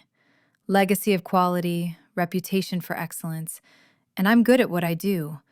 But there's always this sense that I'm just maintaining what he created, rather than building something new." I'd never heard him talk about his family before. Never seen this particular vulnerability. "Is that why you push people away?" The words slipped out before I could stop them. "Sorry, that's none of my..." "Maybe." He turned his mug in his hands, watching the liquid swirl. "Easier to disappoint no one if you don't let anyone close enough to have expectations." That sounds really lonely. So does trying to be perfect for people who won't appreciate you anyway. The truth of it hit like a physical thing. I set down my tea before I could drop it. "They love me," I said. But my voice cracked on the words. "My family, they do. They wish I was different. More controlled, less chaotic.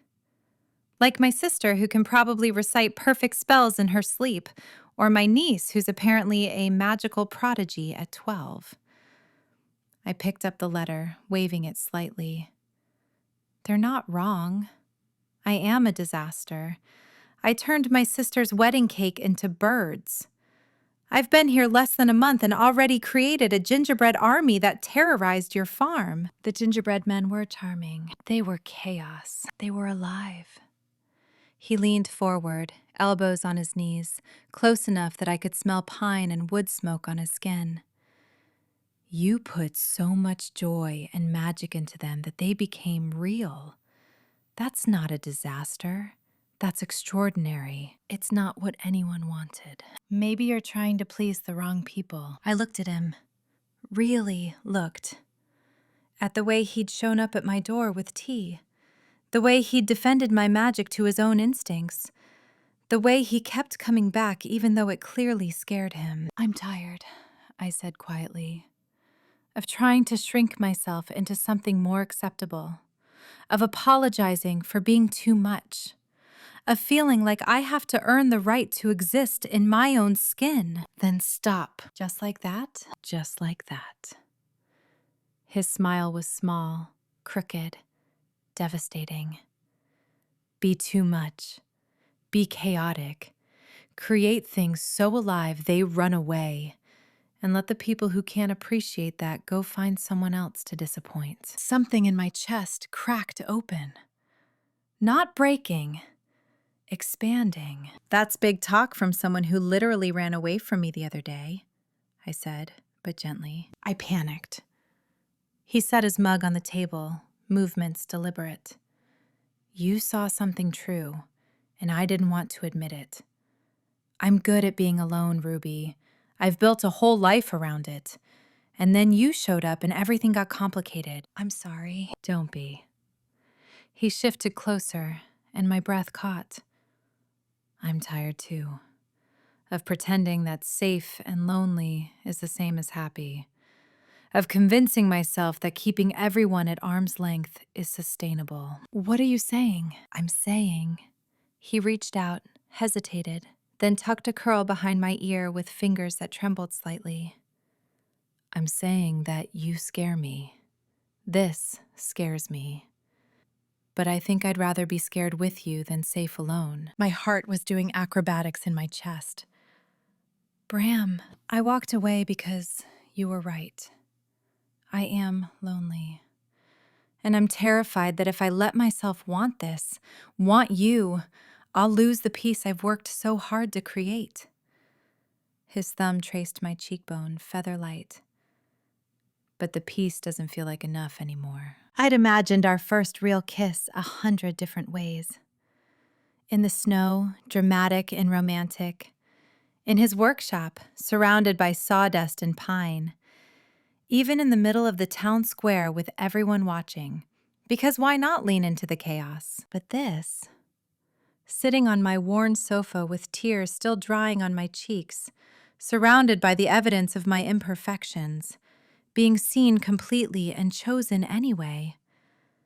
This was better than anything I'd imagined. When I kissed him, it felt like permission. To be messy, to be uncertain, to be exactly who I was and trust that it was enough. He kissed me back like I was precious. Like my chaos wasn't something to control, but something to treasure.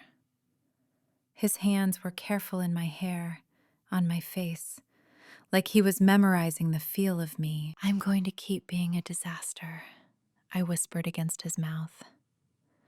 My magic is never going to be neat or controlled. Good. He pulled back just enough to look at me, eyes warm and certain. I like you, chaotic. And I'm going to enter this competition with my ridiculous, magical gingerbread creations, and they might explode, or run away, or turn into something completely unexpected. I know.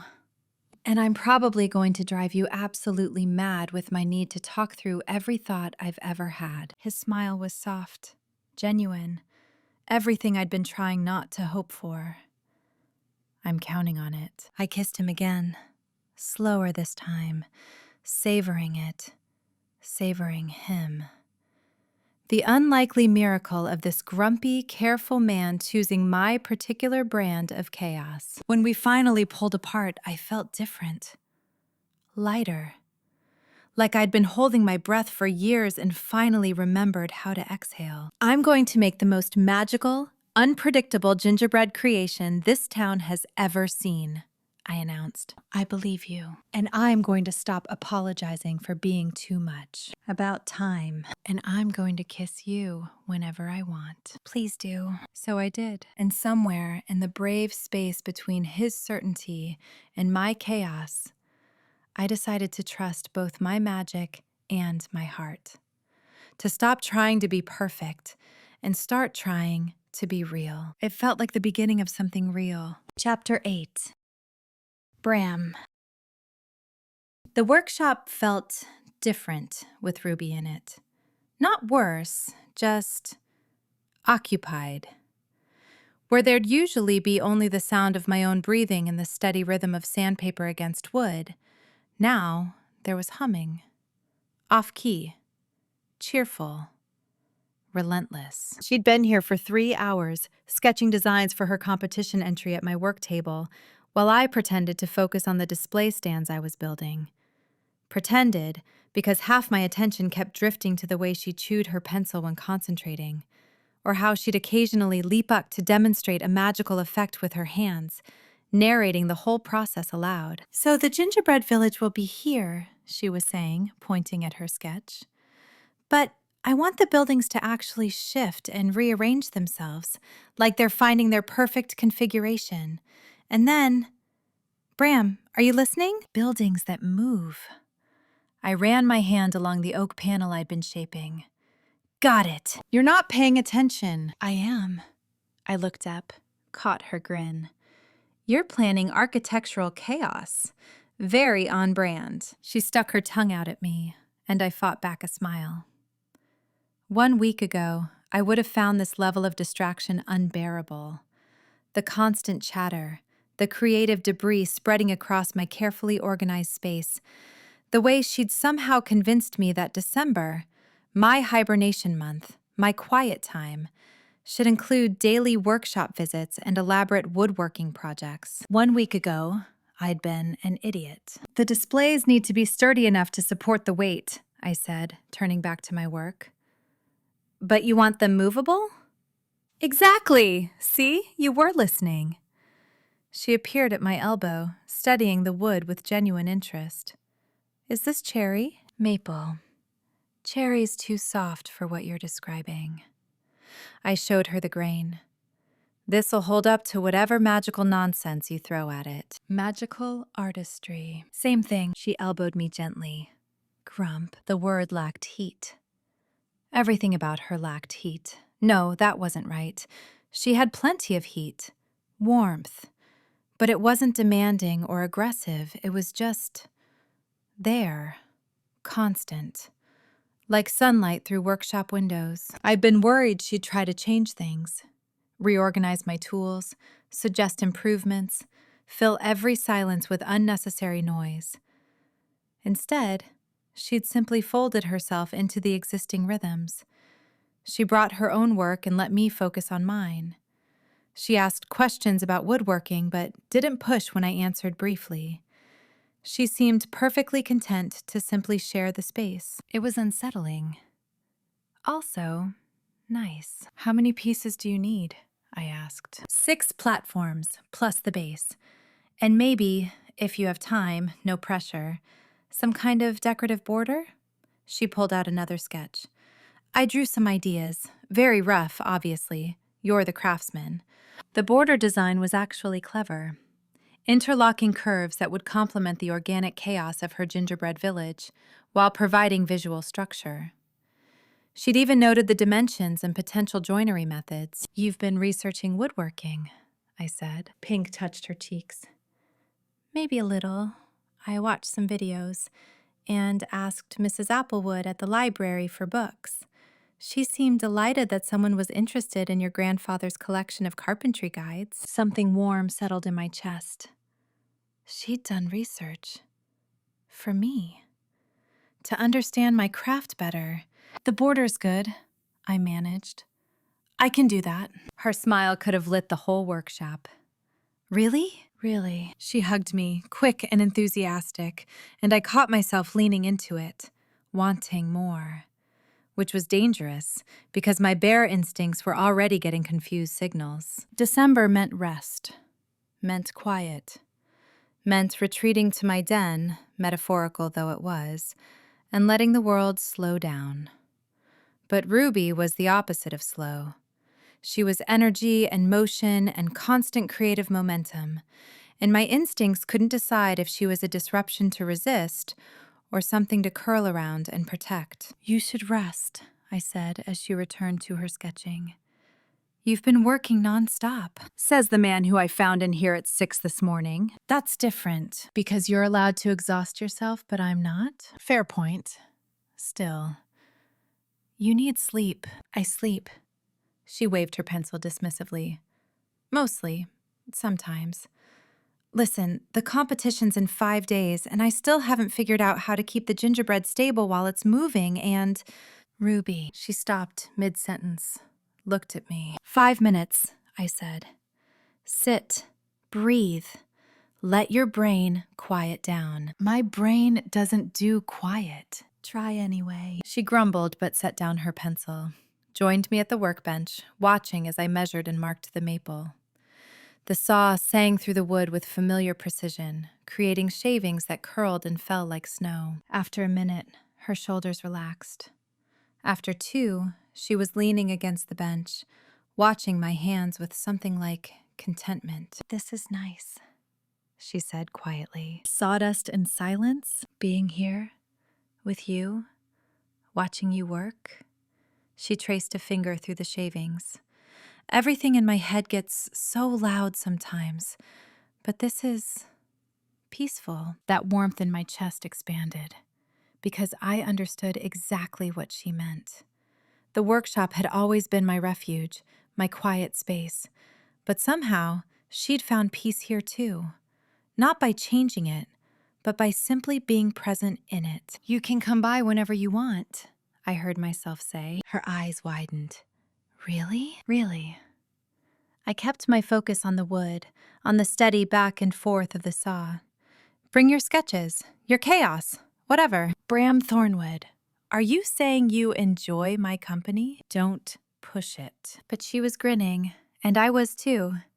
And the workshop felt exactly right with both of us in it. By Thursday, half the town had somehow gotten involved. Mrs. Callahan donated antique glass baubles for Ruby's gingerbread village. The Ravencroft twins, local witches who ran the apothecary, contributed enhancement charms to help stabilize the magic. Even Rowan, who ran the hardware store and usually kept to himself, dropped off spare materials just in case. Small towns, Ruby said, looking bemused at the pile of donations in her bakery. They've really just help? Always have. I set down the finished display stands, admiring how the maple caught the afternoon light. Especially when they like someone. They like you too, you know. They just know better than to push. Did they? I'd always assumed the town tolerated me, appreciated the tree farm, but understood I preferred distance. But watching people stream through Ruby's bakery all week, offering encouragement, sharing ideas, volunteering time, I realized something. They'd been waiting. Not pushing, but hoping. Giving me space while secretly wishing I'd step into the warmth they'd been offering all along. And I'd been too stubborn to notice. Mr. Thornwood! Fenwick, the town's fastidious librarian, appeared in the doorway, his wire-rimmed glasses perfectly straight as always. Excellent timing. We're organizing a community assembly session tomorrow to help finalize the competition entries. Your presence would be most appreciated. In the past, I would have found an excuse. Tree farm emergency, prior commitment, sudden need to reorganize my entire workshop. But Ruby was looking at me with those warm, hopeful eyes. And the thought of hibernating alone in my cabin while she created magic in the town square felt wrong. Lonely. Like I'd be missing something important. I'll be there, I said. Ruby's smile was worth every moment of social discomfort I'd endure tomorrow. Excellent, Fenwick beamed. And perhaps you could bring some of those wonderful pine boughs for decoration? Your grandfather always said Thornwood pines had the finest scent in 3 counties. I can do that. After Fenwick left, Ruby wrapped her arms around my waist from behind. Look at you being social. Don't get used to it. Too late. She rested her cheek against my back. You're stuck now. Community member, whether you like it or not. The thing was, I was starting to like it. The helping, the collaboration, the way people's faces lit up when I actually showed up. It didn't feel like an invasion anymore. It felt like belonging. Like maybe I'd been confusing isolation with peace for longer than I cared to admit. Chapter 9. Ruby. I'd been worrying about the gingerbread men for weeks now. They deserved better than Bram's makeshift crate. This morning, before the competition chaos began, I made a decision. I carried the crate to the town square early, where several townspeople were already setting up.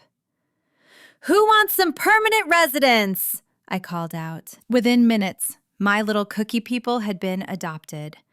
Mrs. Pettigrew took 3 for her garden shop. Fenwick claimed 4 for the library as research assistants, adjusting his spectacles with scholarly precision. The post office manager took 2 for letter sorting. Watching them scatter to their new homes, I felt a warm satisfaction. My magical mishaps had become part of the town's fabric, not problems to solve, but gifts to share. With that settled, I could focus on the real challenge. The morning of the Winter Solstice Festival dawned cold and brilliant, sunlight glinting off fresh snow like scattered diamonds. I alternated between frantic final touches on my gingerbread village and staring at it in complete panic. "It's crooked," I muttered, adjusting the main cathedral for the 15th time. "The whole thing is crooked." "It's perfect," Bram said from where he leaned against the bakery counter, watching me with amused patience. He'd arrived before dawn with hot coffee and steady hands, both of which I desperately needed. "The North Tower is definitely leaning, and the frosting on the town square isn't smooth. You can see the brushstrokes. And I think one of the villagers is melting." "Ruby." He caught my hands before I could start rearranging again. "Breathe." I tried. Really, I did. But my chest felt tight, my magic crackling under my skin like static electricity. This was it. The moment to prove I belonged here. That my chaotic, unpredictable magic could create something worthy of Hollybright Hollow's respect. Except my creation wasn't perfect. Wasn't flawless like Juniper's always were. The buildings tilted at slightly odd angles. The icing had texture instead of glass-smooth precision. The little gingerbread people I'd enchanted to move through the village streets occasionally wandered off script, investigating windows or chatting with each other instead of following their programmed routes. It was messy, imperfect, undeniably mine, and I was terrified everyone would see exactly that. What if they hate it? The words tumbled out before I could stop them.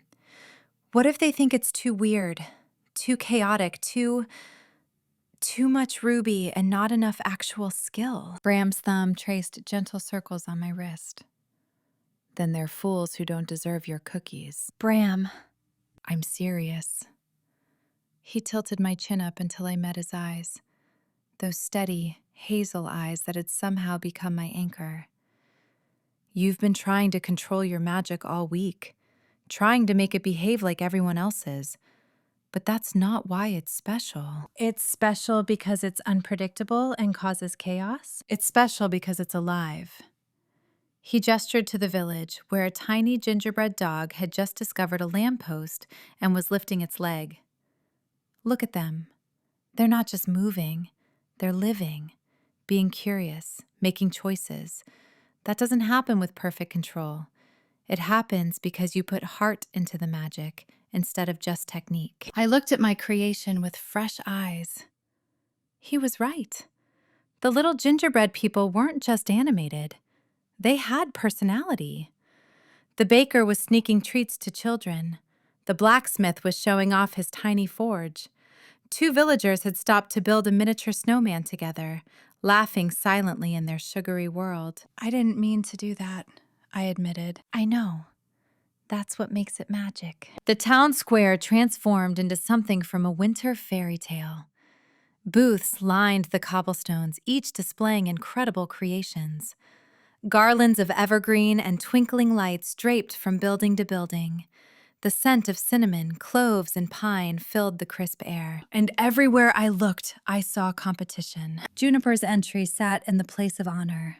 A pristine ice palace that literally sparkled, with delicate sugar work so fine it looked like actual frozen lace. It was breathtaking. Perfect. Everything mine wasn't. Marcus Whitworth, the town's chocolatier, had created an entire gingerbread train that actually moved on sugar rails, puffing peppermint steam. Hazel Greenbrier's entry featured enchanted windows that showed tiny animated scenes of forest life. Even the entries from obvious beginners showed polish and precision mine lacked. My hands shook as Bram and I positioned my village on its maple display stands. The contrast was stark. Where others had chosen elegance or technical mastery, I'd created a mess. A beautiful, living, chaotic mess.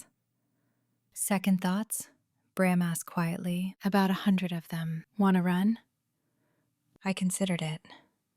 The old Ruby, the one who'd fled her hometown after the Dove incident, would have seriously considered packing up and disappearing before the judging started, before anyone could see her fail publicly. But I'd promised myself I'd be brave. Not just with magic, but with everything. No running, I said, straightening my shoulders. If I'm going to fail, I'm going to fail spectacularly and authentically. His hand found mine, squeezed. That's my girl. The judges made their rounds slowly, examining each entry with careful attention. I recognized Sage among them, the elderly witch who'd welcomed me to town, along with the mayor and several respected bakers from neighboring communities. When they reached my village, I held my breath. Sage leaned close, her silver hair catching the morning light. One of my gingerbread villagers had climbed onto the cathedral roof and was waving enthusiastically at her. She waved back, then turned to me with twinkling eyes. "Tell me about your process," she said. My mind went blank. I prepared a speech about technique and precision and all the things I thought they wanted to hear. But standing there, watching my chaotic creation living its best tiny life, the truth spilled out instead. I tried to control it, I admitted. Tried to make it behave, to follow the rules, to be perfect like everyone else. But my magic doesn't work that way. It never has. So I stopped fighting it and just let it be what it wanted to be. Let myself be what I am. I gestured helplessly at the village, which apparently is messy and unpredictable and has gingerbread dogs that pee on lampposts. The other judges were scribbling notes. I couldn't tell if that was good or terrible. Sage smiled. "And what did you learn?" "That perfect isn't always better. That sometimes chaos creates things control never could. That being authentically yourself is scarier than being perfectly fake. But it's the only way to actually be happy." She patted my hand. "Good answer, dear." They moved on to the next entry. I sagged against Bram. "Well, I didn't spontaneously combust," I muttered. "So that's something." "You were brilliant." I rambled about peeing dogs. "You were authentic." He pressed a kiss to my temple. Exactly what they needed to hear. While the judges deliberated, I wandered through the other entries, genuinely admiring the skill and creativity on display. Each one was incredible in its own way. Marcus's train was mechanical genius. Hazel's windows were pure artistry, but it was Juniper's ice palace that stopped me cold because it wasn't perfect anymore. Oh, it was still stunning. Still showed her exceptional talent. But up close, I could see deliberate imperfections. A tower that leaned slightly, icing with visible texture. One of her tiny ice sculptures had an arm positioned at an odd angle, mid-gesture instead of posed. She'd chosen to show life instead of perfection. Juniper appeared beside me, ethereal as always in her flowing white dress. But her smile was different, warmer, more present. "You inspired me," she said softly. "Watching you chase those runaway cookies, laughing even when everything went wrong. You never seemed worried about being perfect, just about being you." Trust me, I worry plenty about being perfect. But you don't let it stop you from trying, from creating, from being joyful. She gestured to her palace. "I've won this competition twice. Both times I felt relieved more than happy, like I'd met expectations rather than exceeded them. This year, I made what I wanted to make, and whether I win or not," she took a deep breath, I'm proud of it. Something warm bloomed in my chest. Me too. Proud of mine, I mean. Even with the peeing dog. We laughed together, and it felt like something shifting. Not competition, but camaraderie. Two very different witches finding their own ways to be authentically magical. When Sage announced the winners, my heart hammered against my ribs. But the anxiety felt different now. Not desperate, frantic need to prove myself. Just normal butterflies. Hopeful, but not dependent on the outcome. Third place went to Marcus for technical innovation. Second place to Hazel for artistic merit. And first place, Juniper Frost, Sage announced, for growth demonstrated and magical excellence with authentic heart. The crowd erupted in applause. Juniper accepted her ribbon with genuine joy, not just relieved obligation. I clapped hard, meaning it. She deserved it, and I was genuinely happy for her. But more than that, I was happy for myself. Because I'd created something true. Something that celebrated my chaotic magic instead of apologizing for it. And whether I'd won a ribbon or not, I'd won something more important. I thought briefly of my sister's letter, of all the years of trying to be what my family wanted, but standing here, surrounded by people who celebrated my chaos instead of merely tolerating it, that old hurt felt distant, like something I'd finally outgrown. I'd found my place here, not by becoming someone else, but by being brave enough to be exactly who I was. Bram's arm slid around my waist. Proud of you. I didn't win. Didn't need to. You already got what you came for. He was right. Standing in the winter sunlight, surrounded by community warmth and possibility, with my messy, magical village still living its chaotic life beside me. This was everything I'd been searching for. Acceptance. Belonging. Home. Not despite my imperfections, but because of them. Chapter 10. Bram. The way Ruby clapped for Juniper, genuinely thrilled despite her own disappointment, did something to my chest. Made it ache in that good way, like a muscle finally being used properly after too long dormant. She'd wanted this, needed it even. But she was celebrating someone else's victory with authentic joy. That was when I knew. Sage was saying something about honorable mentions, but I wasn't really listening. Too busy watching Ruby laugh at something Juniper said, the two of them admiring details of the ice palace together. Too busy feeling the certainty settle into my bones. And our final recognition goes to Ruby Winters. Ruby's head snapped up. What? The Solstice Spirit Award, Sage continued, her eyes twinkling with that knowing look she got. For magical authenticity, community impact, and demonstrating that true excellence comes from embracing, rather than concealing, our unique gifts. The crowd's applause was deafening. I found myself cheering louder than I'd cheered for anything in years. And I didn't even care that half the town was grinning at me like I'd just proven some point they'd been arguing. Ruby stood frozen until I gave her a gentle push toward the judge's table. She accepted the silver ribbon with shaking hands, tears streaming down her face. I hoped, but I didn't. She pressed her hand to her mouth. Thank you. Thank you so much. When she came back, I pulled her into my arms properly, right there in front of everyone. Let the whole damn town see exactly how I felt about her chaotic magic and her brilliant smile, and the way she'd somehow convinced me that letting people in made life bigger, not smaller. Told you, I murmured against her hair. You were brilliant. I got the consolation prize. You got the prize that actually matters. I pulled back enough to look at her. Recognition for being exactly who you are. That's not consolation. That's victory. The celebration moved to the town square where someone had set up tables of food, and the same enchanted lights from the tree lot wove through the bare branches overhead. Ruby's gingerbread village got a place of honor on a display table, where it continued its cheerfully chaotic existence. The dog had stopped peeing on things, at least, which felt like progress. I found myself surrounded by people who apparently had opinions about my relationship status. "About time," old Tom said, clapping me on the shoulder hard enough to make me stagger. "Been telling you for years you needed someone to shake things up." I didn't need shaking up. Sure you did.